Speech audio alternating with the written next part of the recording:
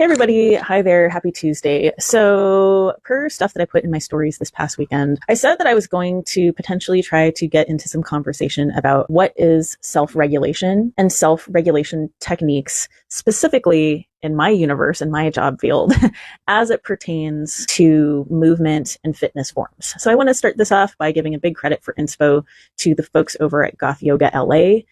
They've been talking a lot about these concepts of root down to rise up and everything like that, and that you can be pursuing self-regulation practices as a parallel and I guess you could say para-supportive journey to anything you might be engaging with in social justice type. Okay, so let's put it in that world, in that context. And I'm going to start by giving you a basic generalized definition. So according to a Harvard Health article from August of 2024, I almost said last year, self-regulation draws upon emotional stability, self-discipline, flexibility in adapting to different situations, persistence in getting through tough times, or what some of the psychological community calls resilience skills, and strong personal values that guide your reactions and decision. All right, so let's maintain our focus here as far as movement forms, right? Because this would help us conclude that pretty much having any practice that helps you breathe, slow down your mental processes, regulate being drugged by adrenaline, which I will get to in a minute in regards to a recent personal experience I had, and accessing any number of other resources to bring your reactivity level down. That is kind of the word of what self-regulation does. What movement practices might help self-regulate you? Again, anything that helps you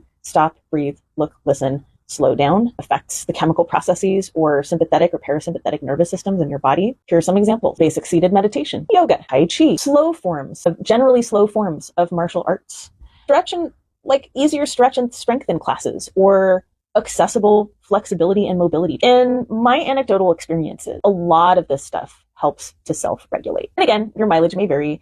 Obviously, some people feel that certain forms work better for them than others, and that's absolutely okay. Experiment, try out different things, see what works for you, see what actually does the job of quieting all the stuff going on up here. I think that's really important. Next, I'm going to nuance out a little bit of a conversation about self-regulation movement practices or mind-body practices and things that might be considered more towards self-defense and martial arts. So particularly in the current very spicy climate, I very, very, very much believe that strong foundations in self-defense and martial arts are also incredibly valuable. They're not necessarily targeting the self-regulatory stuff in the same way. I think they might target it in a different way.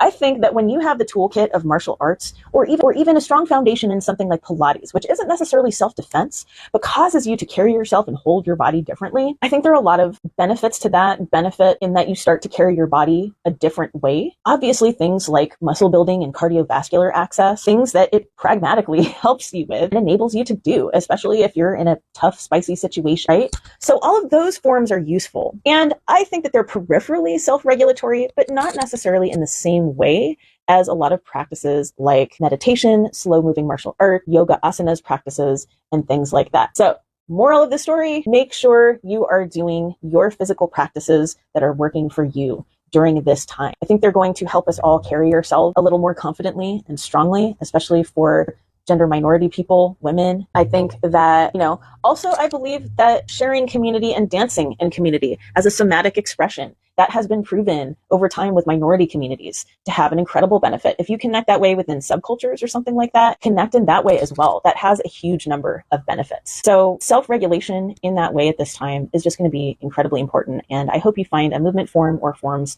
that are working for you right now. Feel free to share about that in the commentary. So I'm going to wrap this up with sharing a little anecdote about a personal experience that happened to me. If you go back in my timeline, you know that at the beginning of this year, my car was broken into. And it was a particularly scary situation for reasons that I am choosing to keep a little more private here on social media.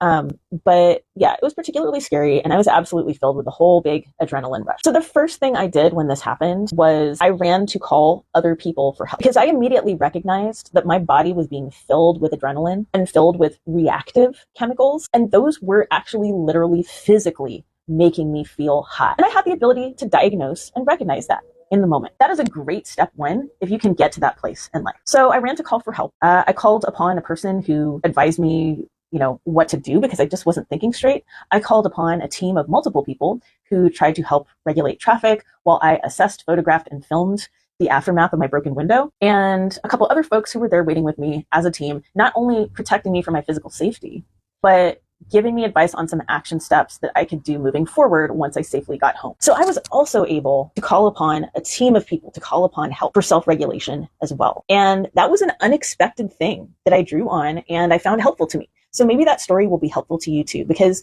we don't always know exactly how we're going to respond in an elevated, spicy, particularly difficult, potentially violent, and surprising situation. So I think having this entire toolkit, all of these options available at our disposal, and refreshing that in our heads regularly is really going to be helpful in getting us through this time in history. I hope some of that was helpful to you. Have a good week. Stay safe out there, everyone. Much love to everybody who might be out there on the ground or not in the periphery, just trying to take care of themselves and others right now. Take care, everybody. Bye.